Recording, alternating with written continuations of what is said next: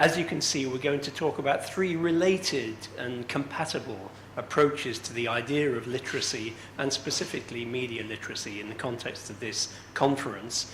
I will also just kind of mention that although it'll be implicit in our three sessions, there is a kind of implied critique of the model of media information literacy that we've heard from UNESCO. So there's a debate to be had here, and we're going to set up some kind of alternative ideas as a sort of friendly critique. I'll try and make this a little bit more explicit in the final part of the presentation when I try to draw the threads together. So we're going to start off with John, I think, talking about dynamic literacies.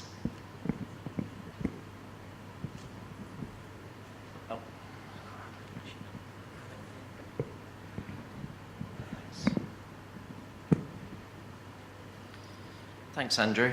Okay, so dynamic literacies in 15 minutes. This concept was used in a book that Julian McDougall and myself published last year, and it arose out of a whole series of questions that we were asking about media literacy, media and information literacy, which were in turn based on a number of projects that we'd been doing over the years when we'd met each other at conferences talking about things that we've been doing, where we'd been doing creative media production and all sorts of other issues around media. And we found ourselves thinking about literacies, new literacies and so on, and asking ourselves questions about how we focus our research attention on such things as cats on synthesizers in space, officially the best webpage on the internet. So where do we focus our attention? What kinds of analytical language do we use? And what do we look for in attempting to account for the many ways in which meaning making and sharing has changed? And we kind of produced three or more concepts actually in the book, but three kind of key things that we were interested in: this notion of dynamic literacies and the idea of third spaces. So third spaces for education being a kind of space where hierarchies are flattened and negotiated meanings around learning itself take place. Sometimes these third spaces are outside of school time, they're in after-school clubs or museums. Sometimes they're in classrooms just for a moment when the external vernacular cultures of popular culture are admitted across the boundary into school and negotiated with the children. Sometimes this happens. And this other vexed notion of curation is the third one over there. The idea that we're all agentive and able to curate our own existence. We've had some fantastic presentations this morning, and the one about selfies was really very interesting in this session. All of our thinking stems from a view of literacy as being ideological. So we reject the notion that literacy is a fixed and static set of skills, that once you acquire them, you become fabulously wealthy and you acquire status in life just by being literate. We think that literacy itself is ideological, meaning is not fixed, it's contingent on context, and we see this in all of this media work and the kinds of studies that we're hearing about during this conference. If they are inherently ideological, how do we deal with them? How do we expand the notion of literacy? Well, down the years, people have tinkered with literacy, and we've had a whole series of literacies this morning from the UNESCO talk. Media literacy, digital literacy, computer literacy. To us, it's all literacy, and it's all about meaning making. Because if we become fixated on some of these terms that we put in front of the word literacy, we almost allow a residual categorization to occur, which means in school terms, we can do literacy, and then a little bit later we can do everything else that's left over, like media literacy. Well, to us, it's all literacy. And we require, I think, that people pay attention to the meaning-making practices, the kind of messy stuff around making meaning, and equal attention to texts. These things don't need to be separated out. So we don't always need to consider design literacies and multimodal literacies as something that's entirely separate from the sociocultural. We need to put these together. I'm not the first person to suggest this, and Andrew did it very well in his Making New Media book in chapter 1. If you pay attention only to design and to text, and you miss out the sociocultural, if you pay attention only to how something is made, you don't pay attention to how the message is conveyed. So you need to put these two things together. And in the book, we suggest that, I'm going to give you 10 seconds to read that on the right there. In the book, we finished, okay, good. In the book, we call all of these things dynamic literacies. Ask me later, there's not enough time. We call it all dynamic literacies, which is a way of paying attention to the fact that meaning making changes the whole time. The context changes, the way in which meaning is made changes, and we need to recognize that in the artifacts that change, the practices that change, and the social arrangements around those practices that also change. We do not privilege technology in our work, but if technological devices do change, then the practices alter. But if the desire to do things in a different way change, the desire to make a technology that allows that changes. These are like cogs that turn together, and we don't privilege technology as determinists in this. So the kinds of research that we do, the kinds of things that we look at, are represented, I think, in those blue rectangles. We're interested in VR, AR, social media. We're interested in creative practices around arts and media arts. And both Michelle and Andrew will be talking about that in a little while. Some of the work that I've done has involved thinking about how children and young people curate the self in video productions, top left. Some work in schools on coding and creativity. Persistence of vision, which is mentioned in the article that we wrote, which is the basis of this talk, was about children's use of animation. And we've got iPad filmmaking and a production of media of all different kinds there. So we're trying to address a world in which very young children know that pictures that they take stand for them when they're not there, and they stand for them when they don't want to talk to someone.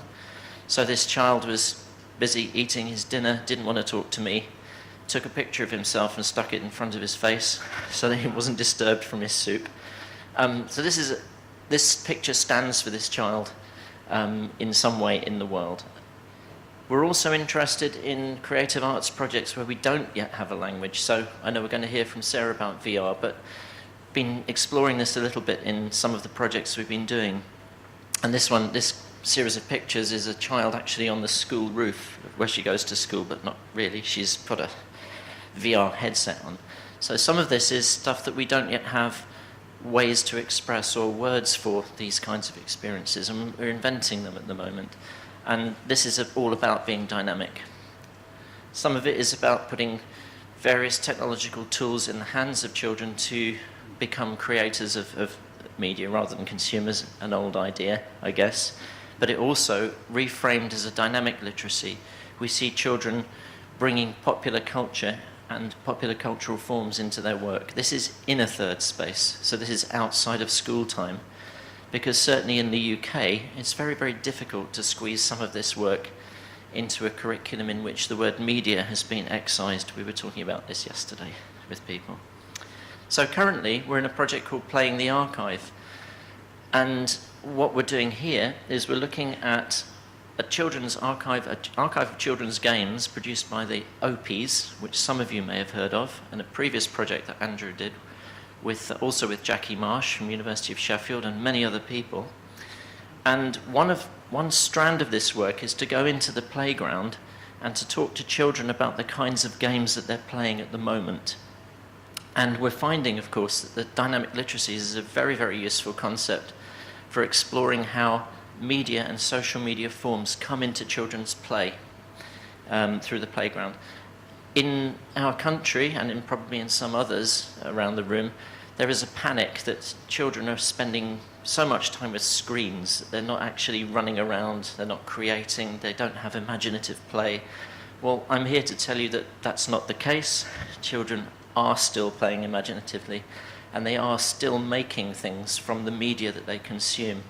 And the difference, I suppose, at the moment is that we're finding in all of the data that we're collecting, the drawings and photographs and so on, is that social media is becoming the key, and in particular YouTube.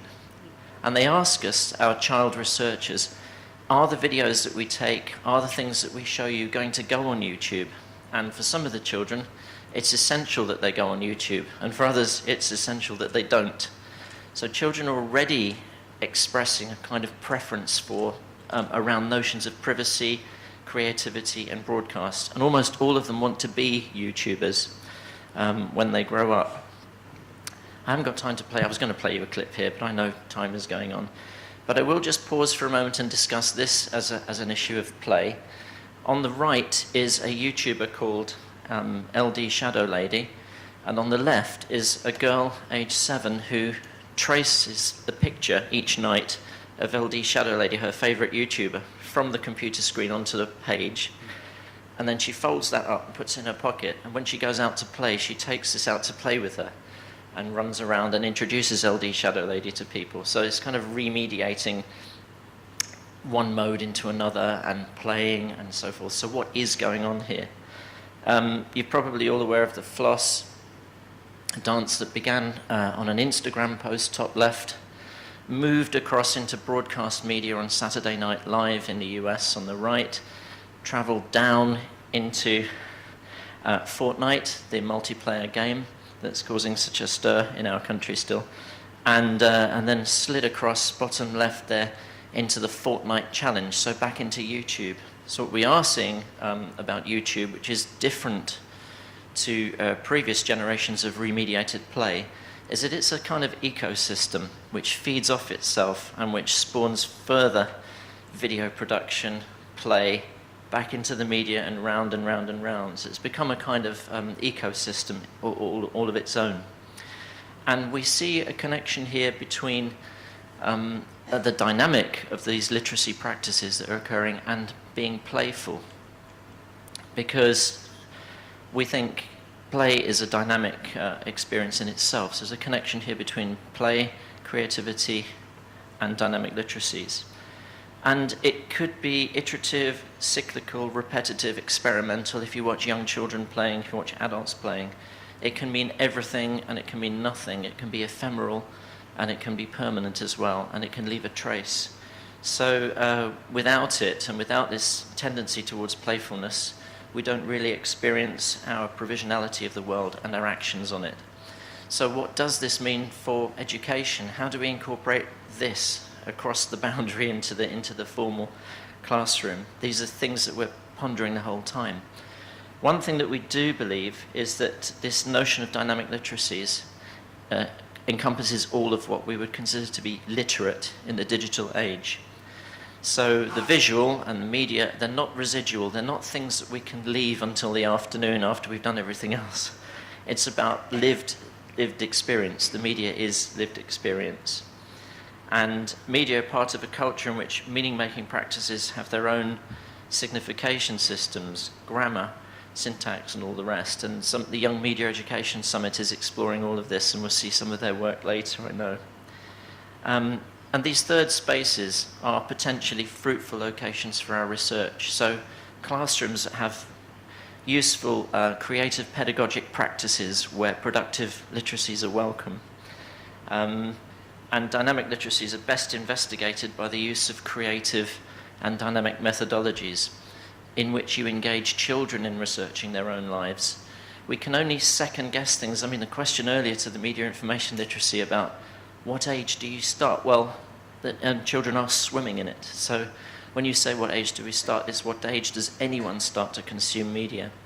And from that point on, the best way forward is to talk to users of media about the media that they're doing and investigate it with them. So children and young people as co-researchers of their media practices is something that we'd recommend. And I'm going to hand over now to Michelle to talk about productive literacies. Thank you.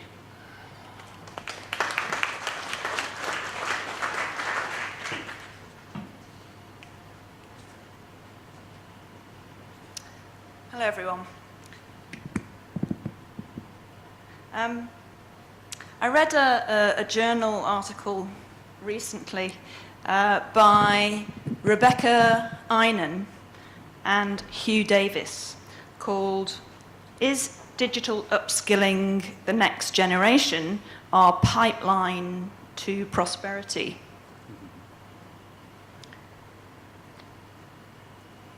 And in it, they critique the use of this pipeline metaphor to describe the economy as a machine feeding on young people in order to be able to function and compete globally. And it struck me how endemic and damaging this analogy is in education policy circles. It's something I discovered during my PhD research when I was looking at the rapid development of the STEM agenda in schools. And I found numerous of these dehumanizing images in reports and of dodgy pipelines, kind of leaking, dysfunctional human dropouts who were not only failing their STEM potential, but also, in a sense, there was a sense in which they were failing the economy as well. And aligning young people's education with a factory model isn't new. This narrative has been with us for a while. And you might remember Pink Floyd's 1979 Another Brick in the Wall video with Gerald Scarfe's memorable animation. But the thing is, when I look at this image, it reminds me, even now, of this dry kind of data gathering activities in primary classrooms, where learning to read is reduced to drill and repeat exercises and writing to a series of SATs-proof answers. But for me, these learning conditions are lost opportunities for autonomous and purposeful creative work with media, which is where my research comes in, which is to do with filmmaking with primary schools. So what I've been suggesting for a while, we've been suggesting for a while, is that print literacy isn't enough. We need to reconfigure the pipework and rethink schools' relationship with the moving image. And I'm guessing that many of us here might know the mess of media making. So let's not imagine these processes as clean and linear. Perhaps we could embrace an alternative visual representation of media production work that runs more like this. This is a detail from a painting by Japanese artist Yayoi Kusama called Yellow Trees.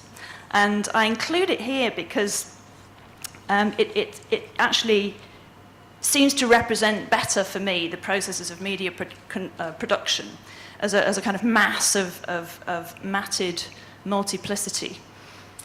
But it seems to me to capture also John's notion of dynamic literacy practices. And entangled in all this, we should also be recognizing young people's informal media skills and their inclinations, their dispositions, in other words, their cultural capital. But even then, some children remain disengaged and listless, and quite often, where I used to work in East London, laptopless. And so how would this vision work for them? So before I show you a clip of some 10-year-old children filmmakers doing their thing, I'd like to offer you 3 ways of understanding filmmaking as a practice that delivers on aspects of media literacy. So myself, as a creative media practitioner, I focus on dimensions of craft and critique and artistry, where work is basically undertaken for its own sake, where the end product is murky and undetermined and ill-defined. In terms of artistry, I borrow ideas from Elliot Eisner to do with the ways we make creative decisions. And in terms of craft, I borrow from Richard Sennett's notion of what constitutes an intuitive leap in craft-making processes. So Eisner highlights the importance in arts practice of being able to make judgments in the absence of rule. In other words, you make decisions based on the qualities of what lies before you in the here and now. Speaking metaphorically, he talks about accessing the heat, or assessing the heat rather than precise temperature. And in so doing, you're exercising what he calls phrenetic wisdom. And that's an Aristotelian concept, phrenesis, which is negotiating imprecise and ever-shifting contingencies, and just to make good enough decisions. Not perfect decisions, just good enough decisions. So from Sennett, he offers us 4 principles that underpin his vision of craftsmanship, which transpose quite nicely into the domain of digital video editing. So he talks about the importance of reformatting raw materials, which in our world might be remixing image, sound, music, and text. He talks about adjacency as an important aspect of craft, or the juxtaposition of different shots on a timeline, where he says that twined presence, which is quite a nice expression, twined presence becomes in some way aesthetically stimulating. Then he introduces an effective notion of surprise, where previously tacit knowledge is kind of dredged up from the silt in order to stitch texts, media texts together, often provoking feelings of wonder when something actually works or looks okay or feels right in some way.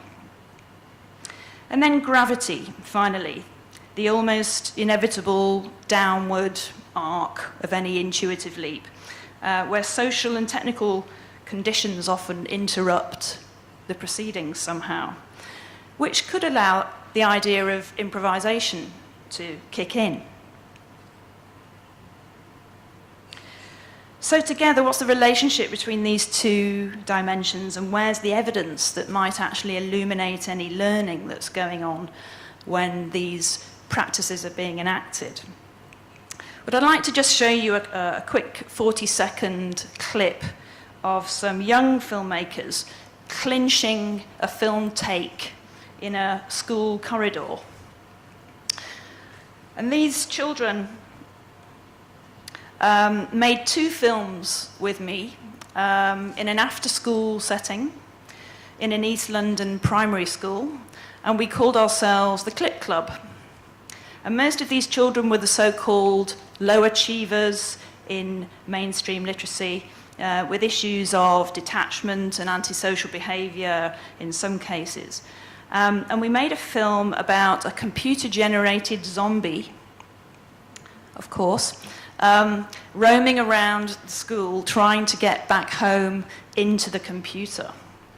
And I hope you might detect some evidence here of creative activity done with real purpose and relish, and independently so. Even the outliers, the children who remain in the marginal spaces and kind of pitch in from the edges. So I'll just show you a clip from that.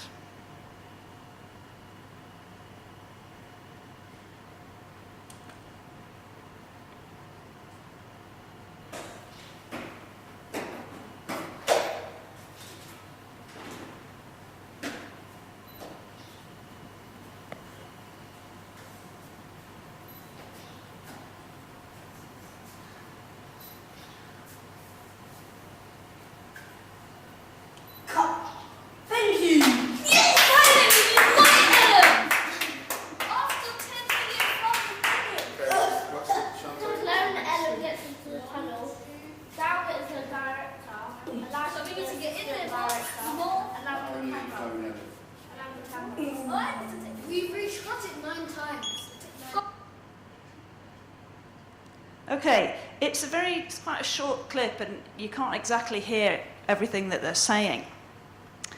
And I've seen it. Can you imagine how many times I've seen this? But it strikes me, even now I find new things in it.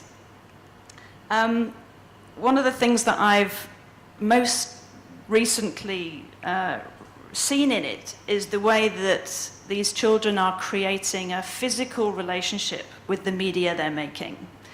So it's not just an abstract concept. They're not dealing with concepts in their head. They're embodying their literacy, and they're dealing with it in a very physical way, which remains with them in a very memorable way. So Wizard, who was there on the left, just a moment, I'll just stop it there. I used pseudonyms, of course, so Wizard, who was directing this particular shot, is embodying his actorly kind of directing skills, you know, actually being the clone approaching. Leonardo, the cameraman, standing uber steady with his iPad, telling everyone the number of takes after it. And then there's Cara, the introverted young lady on the right with the clipboard. She loved her clipboard. Telling everyone what's happening next on the next shot. Carla, the actress, fabulous actress, sometimes problematic in lessons, but totally finding her home here. Sweeping through the crew at the end of the take, very pleased with her 9th take. And lastly, G-Man, the outlier, the stills photographer who was kneeling down here, and he just loved his camera and took shots of what was going on, dipping in and out, a bit like me as a researcher, you know. And he actually took this rather beautiful shot,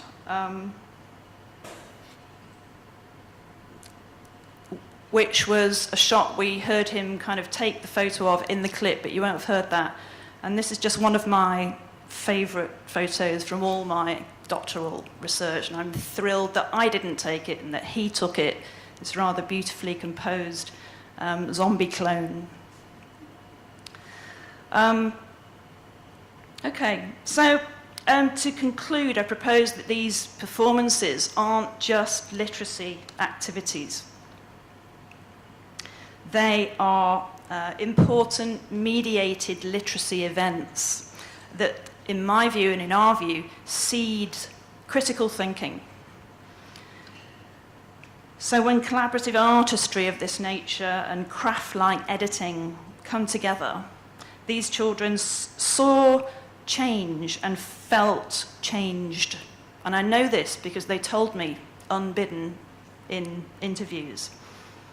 And I think that's one of the ways in which this kind of work engenders that sense of becoming something and, developing an identity.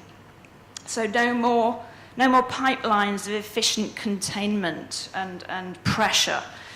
We'd like to retrieve productivity from the end game of the technicists and the instrumentalists and repurpose it in the name of critical and creative media production. Like that. And so, I started thinking of all the words that I'd rather align with these kind of literacy events, which are live, organic, entwined, meandering, this kind of stuff. So on that note, I think I'll hand over to Andrew.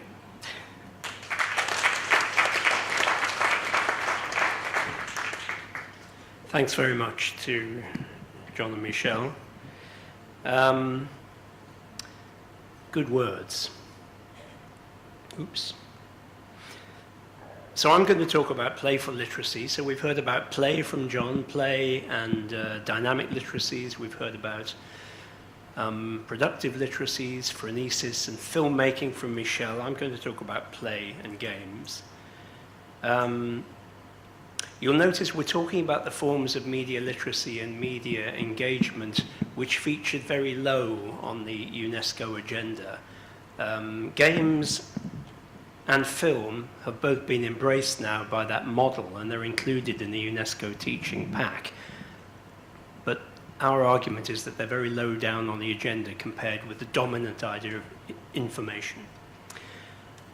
So play and games, this is going to draw on a series of projects at our place. You can find them on the DARE website, which have approached young people's engagement with games, not by asking how they play games, though we're interested in that, but by asking how they might make their own games if we give them the tools to do it. And the tools we've developed began with a project about 10 years ago now to develop a game authoring software tool called Mission Maker with a software company in Oxford.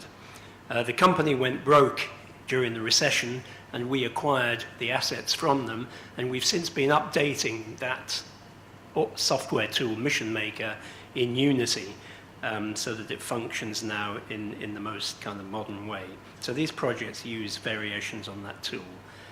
I'm drawing on a notion of media literacy, which I developed with a colleague, James Durran, some time ago in our book, Media Literacy in Schools. So I'm looking at the kind of cultural, creative, and critical functions of media literacy, the so-called 3Cs model. But I'm also thinking about the rhetorical and poetic aspects of media literacy.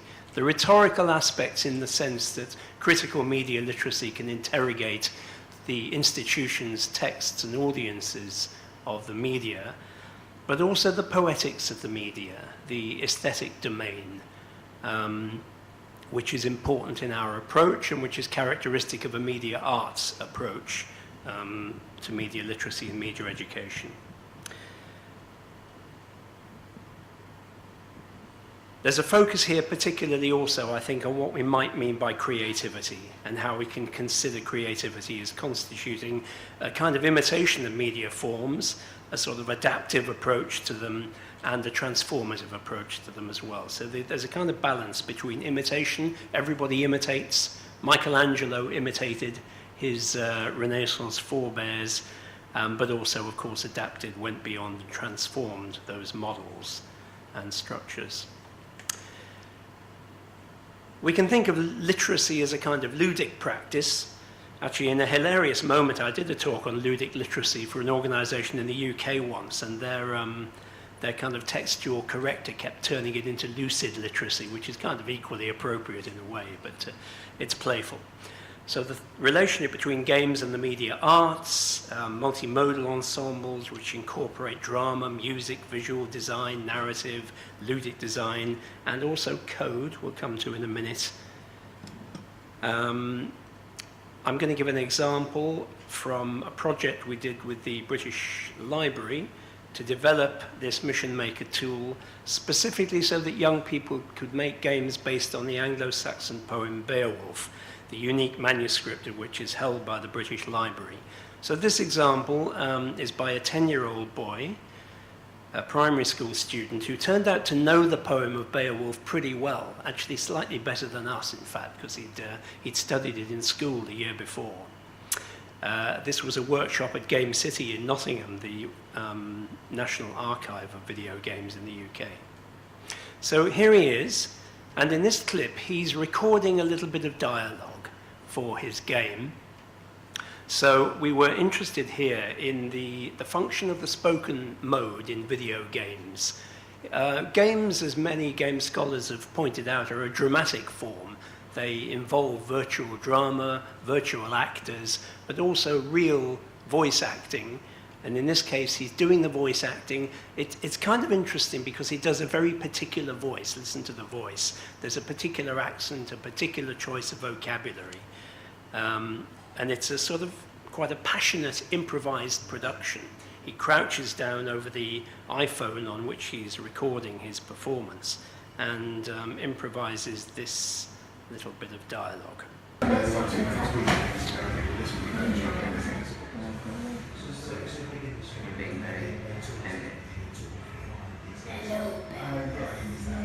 you will have to kill the god to get to the dragon.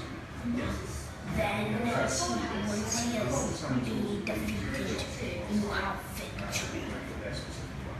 You will have to kill the god to get to the dragon. Then when you reach it, you will have victory. The voice of the Anglo-Saxon game master, really. So we'll see how that works in the game itself. But just before we do that, also notice that another part of the design, of course, is rule making. And in this system, there's a simple programming interface which allows young users to program the game through a system of Boolean logic and if and not rules. So I'm not sure if that's a video. No, it's not. So just bear in mind that the game has been programmed. If the character walks through the door, the dragon becomes aggressive. If the character is active, the line of dialogue is spoken, and so on. So Michelle referred a minute ago to the idea of young people stitching together media. And it's also something that code does. It stitches together the media product. So we might think of filmmaking as a form of stitching on the editing timeline, but games stitch through rules. And the idea of stitching media I want to associate with the poetics of the media as imagined, you know, although they weren't around at the time, of course, as imagined by the ancient Greeks. So the idea of something that's stitched it's well known that the idea of text, the word text, comes from the Latin word texere, which means to stitch. And the idea of stitching a text, particularly in code, if you think of the way that code goes back in time to the invention of the prototype computer in the 1830s, the analytical engine, and how that in itself was also inspired by the jacquard loom, which stitched together fabric through holes in which a stitch was either made or not made. So the idea of a 10-year-old boy stitching together his game here through code as well as through vocal performance and visual design, I think is a good way of thinking about how it's produced. This is his game. Oops. Hello, Beowulf. No, Welcome to... that's not his game. That's another one.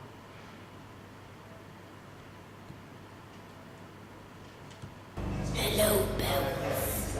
You will have to kill the god to get to the dragon.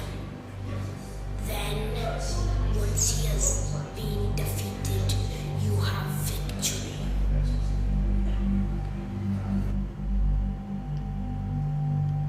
So he has a maze, the characteristic structure The dragon, you of have the to game. go through me.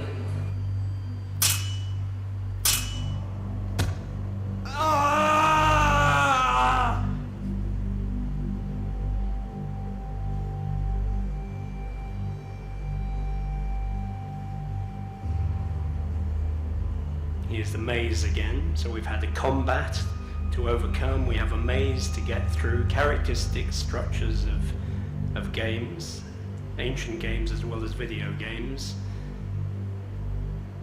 Then there's a rule: if the player clicks on the door opens. If the door opens, the dragon becomes aggressive.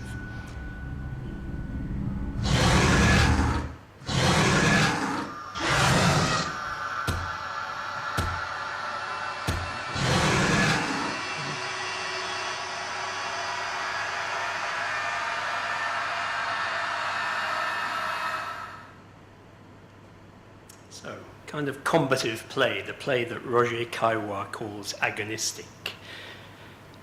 Just one more clip. I wanted to make the point that although we can think of these kinds of textual production and the narrative pleasures associated with them as characteristic of the sort of literacies we're describing in the case of young people, that the same thing can apply, this is a point not often made, to their teachers.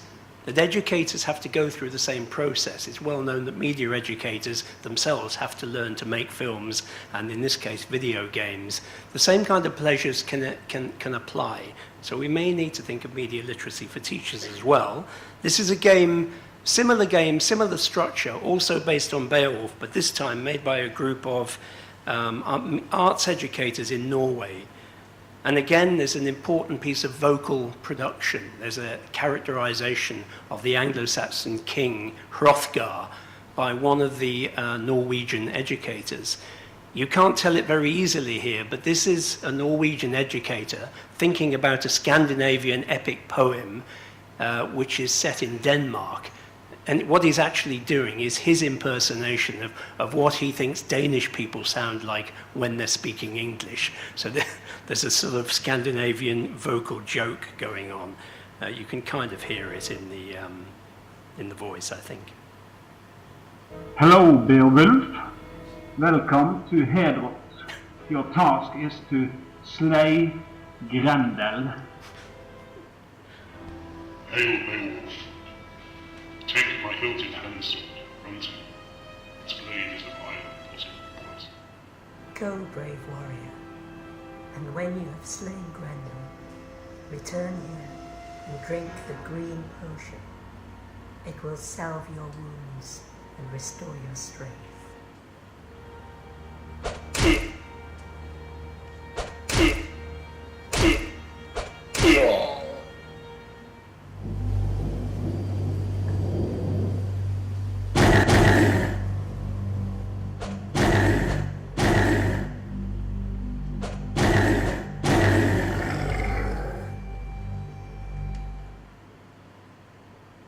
So, the kinds of creativity I think we're looking at here, as I said, there's an imaginative transformation of cultural resources which already exist, the Beowulf story in this case. There's multimodal design, visual resources, code also as a mode. Multimodality doesn't often think of code as another mode of design.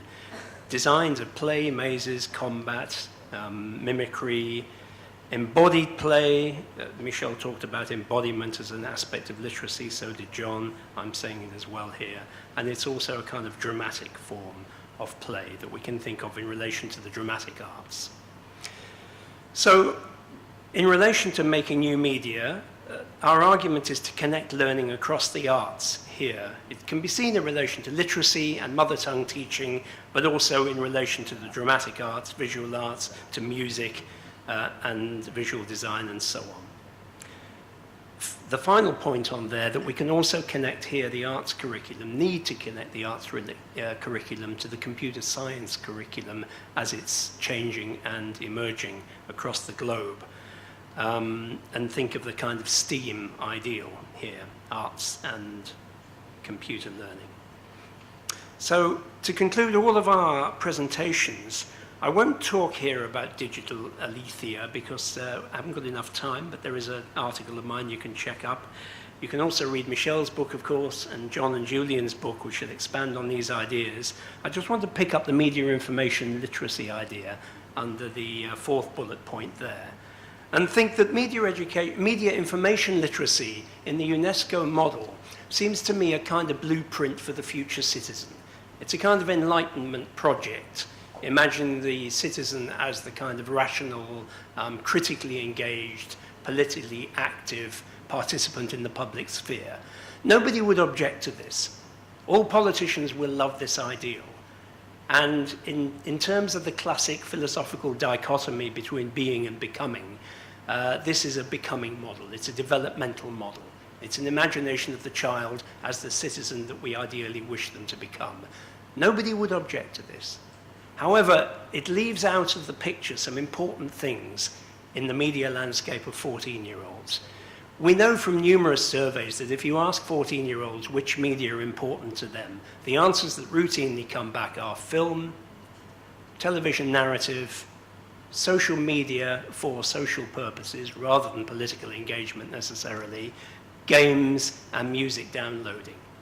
Now, it seems to me that to describe any of those media forms as information simply doesn't work.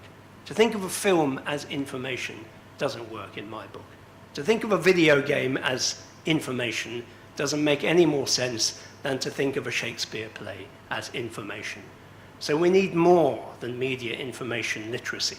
We need something that will account for the way in which young children's engagement with the media and teenagers' engagement with the media are about fictions, fantasy, dreams, and role play, none of which fit within an information model. So those aspects of media literacy, if you like, the kind of irrational underbelly of the Enlightenment, are something that we need to account for. And it's something which a media arts approach with an appropriate kind of conception of the popular aesthetic can, I think, provide. Thank you very much.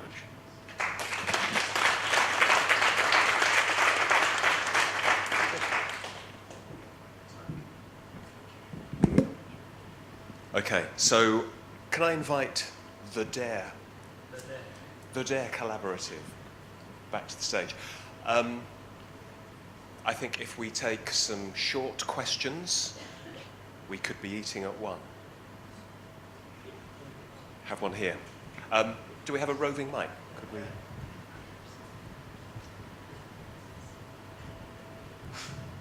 So I totally agree with this very extended understanding of literacies and media literacy and media information literacy. As much as I agree with this understanding, I'm just thinking, will this kind of understanding make this particular topic or subject unresearchable? And also, will it set a very high standard, so high that our media educators just say, no, we can't do that? Do you have some good news well, to share with us? I think the first point about it being unresearchable is well, we've all researched it. We've been researching for quite a long time. I mean, you need a particular model of qualitative research. It's not something that can be turned into numbers, so it doesn't lend itself to quantitative models. I think the second question about whether it sets the standard high is it is difficult. It's difficult. It's much easier for people to buy the UNESCO pack and say we're doing media literacy. And to some extent, of course, it is. I mean, information literacy is important for our future citizens. I just worry that if that becomes the dominant model, because it's an easier model, and all of this stuff goes out of the window, the price is too high to pay. You know, if 13-year-olds say, I'm sorry, that model of the media is not what we're interested in, it's not what we're doing at the moment, it's not the being, if you like, of childhood and adolescence, then we risk, I worry, simply boring them to death, actually.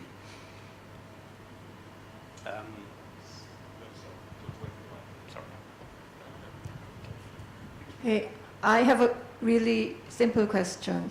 Is the tool, game making tool, Mission Maker, you're using, is it available on online? So, you know, following his question, and we need resources. Yeah. Yeah. Thank you, Hyun-Sung. It is available, and you've reminded me that we meant to make an offer to everybody. If people are interested in being involved in the game-making project, just email me, and we can send you demonstration versions or single or one-year user licenses that you can experiment with in return for giving us a little bit of information so we can research and collect data. We should also say that we've launched last year a film education journal in collaboration with the British Film Institute. So in relation to Michelle's talk in particular, we're interested in hearing research about young people and film and their filmmaking, and we're interested in developing a special issue based in Southeast Asia in the next year or two. So particularly if people in this part of the world would like to contribute articles to that journal, please get in touch. So those are our two offers. Just on the issue of resources, I don't know if you're aware that the British Film Institute have available on their website and for free many and various different ways of incorporating film in classroom settings. But also, just on the issue of training and resources, I think there's something to be said for teachers taking risks with media in classrooms. And it was mentioned earlier, the idea of hierarchies being flattened within pedagogy. And for teachers to become partners in co-creative strategies and not knowing everything and not being expert and making a point of that.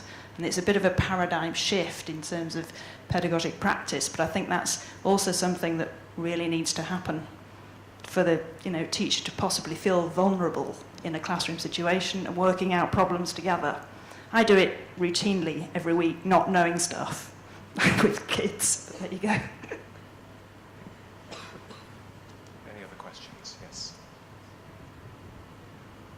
Thank you for your presentations. I'd like to ask about the analog activities in digital ages. Michelle, in Michelle's presentation, you focus on the digital and analog activities in the pedagogy, in your pedagogy. And in Andrew's presentation, you focus on the speaking of the voice. So how all of you, do you think, what do all of you do think of the role and functions of analog activities in digital era?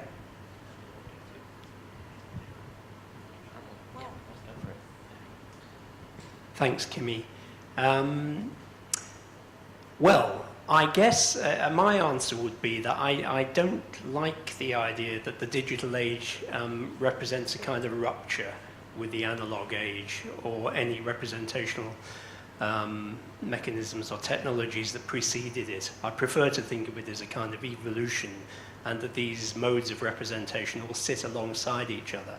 I mean, I think it's interesting that when you make a digital animation or a digital game, it can entirely be made of digital elements, born digital elements, but the voices are always recorded human voices.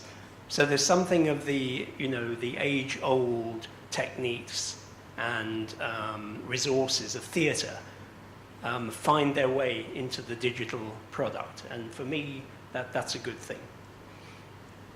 And in the Playground Games project in particular, we're seeing the merging and the mixing of the analog and the digital, in the recalled vernacular memories of games from long ago, layered with digital information. I could have shown you a playground clapping game that incorporates the iPhone, for example, inside a template from hundreds of years ago. So we're seeing all of this all the time, not supplanting, but coexisting. And I actually called to mind the work of Kathy Burnett and Guy Merchant in this, where they talk about the immateriality and materiality together in classrooms. And they have fantastic work that they've done where they pay attention to laptop lids being closed and to people shouting over machines at each other and then encountering each other digitally in virtual worlds as well. Children experience the simultaneity of it all. It's not separate. Neither should it be.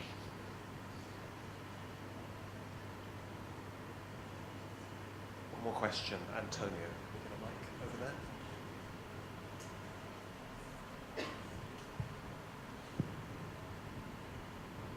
Hi, thank you very much. I really appreciated your presentation. We've started using in my program, this is undergraduate university, incorporating video essays into our assignments. So they're doing research, but then they're producing video versions or commentaries, which seems like perhaps a bridge between some of the more analytical aspects, but also the creative aspects. I think it's probably more too advanced to do with younger kids, but I'm wondering if you've looked at video essays and video essay practice as part of your research? Well, I have got an example from, it's by a colleague of mine, actually, James Durran, who was a co-author with me of the Media Literacy book, who used to work on what would have previously been a kind of discursive essay mode film analysis based about Hitchcock's Psycho. So in the old days, they would have written an essay and they would have analysed the film and its narrative and its visual tropes and so on. And he used to get them to produce it as a visual essay, in this case with PowerPoint, incorporating clips from the film and then using diagrams, arrows, and sort of linguistic annotations. That's the closest example I have. But I guess like yours, it's a kind of multimodal expansion of the traditional discursive essay in a way. We did a project at the Institute a while ago also run by Richard Andrews, who was our Dean of Faculty at the time, on the multimodal thesis, and it had contributions from the British Library and various other kind of people who had some experience on the thesis or the dissertation in multimodal form. And they produced a book, actually. I can't quite remember the title. It was something like The Alternative Thesis or The Multimodal Thesis, something like that, which I guess is, does that sound like the kind of thing you were? Yeah, it was short, it was videos, they're films, basically. But like you're saying, you take clips from what they're analyzing directing, they're taking clips, they're doing narrations, Yeah. but there's also the creative process of how do you put the story together, and there are creative ways to do it, and there's more traditional ways, and so we've been doing this for about 4 years, and we keep trying to push them to be more creative in their process of trying to, in fact, use the medium to mirror the ideas that they're trying to express. Just on that, some of the children that you saw in my video, I had them enter a film review competition, which was run by a charity at the time called Film Education, with a grand, where the winners of the competition were to be presented with prizes at BAFTA, the headquarters in Piccadilly, and it was all very grand. So I entered some of my low-achieving literacy candidates into this film review competition, except we made a filmed film review. I'm just suggesting this is possibly a way to begin, at the beginning, doing this. And it was the only filmed film review that they received, and they had to make a special category for it. And my young kind of, wizard who was doing all that stuff, he was just thanking all his crew at BAFTA. And it was the only film that was filmed at BAFTA, and everyone else was reading theirs. I just thought that was amusing, anyway. One more on that the children in the Playground Games project are making videos, documentary guided tours of the playground, and they're quite adept at sort of taking on that role of just putting a camera on and finding the right angle and the right way of describing things. Yeah. Okay, I'm going to bring things to a close. Michelle, John and Andrew are here for the conference. I'm sure that if you've got questions you can catch up with them over lunch, which we're now going to move into, and we're going to have a slightly shorter lunch break, 50 minutes, so we're going to start the panel sessions on time at 1:50 p.m. Before we have lunch, can we just give one more round of applause to the Dare Collective. Thanks, Mark.